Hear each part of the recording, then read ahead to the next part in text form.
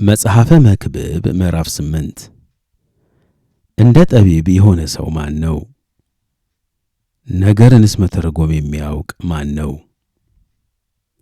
የሰው ጥበብ ፊቱን ታበራለች፣ የፊቱንም ድፍረት ትለውጣለች። እኔ በእግዚአብሔር መሐላ ምክንያት የንጉሥን ትእዛዝ ጠብቅ እልሃለሁ። የወደደውን ሁሉ ያደርጋልና ከፊቱ ትወገድ ዘንድ አትቸኩል።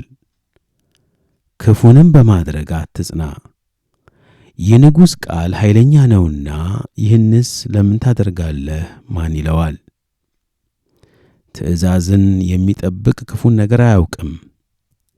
የጠቢብም ልብ ጊዜንና ፍርድን ያውቃል። የሰው መከራ በእርሱ ላይ እጅግ ስለሆነ ለነገር ሁሉ ጊዜና ፍርድ አለውና የሚሆነውን አያውቅም። እንዴትስ እንደሚሆን የሚነግረው ማን ነው?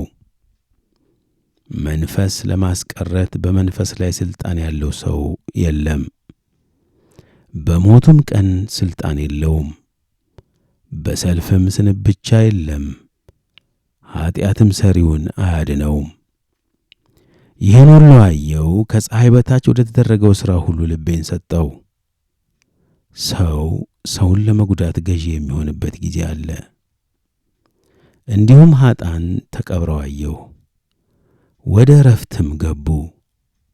ነገር ግን ቅን አድራጊዎች ከቅድስት ስፍራ ወጡ።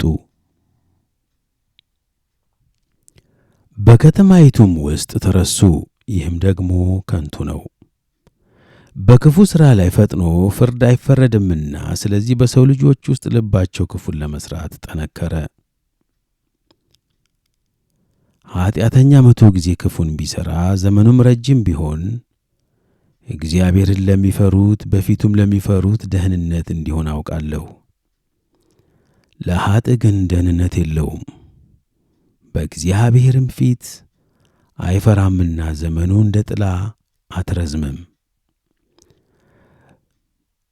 በምድር የሚደረግ ከንቱ ነገር አለ። በኀጣን የሚደረገው ሥራ የሚደርስባቸው ጻድቃን አሉ። ለጻድቃንም የሚደረገው ሥራ የሚደርስላቸው ኀጣን አሉ። ይህም ደግሞ ከንቱ ነው አልሁ። ከሚበላውና ከሚጠጣው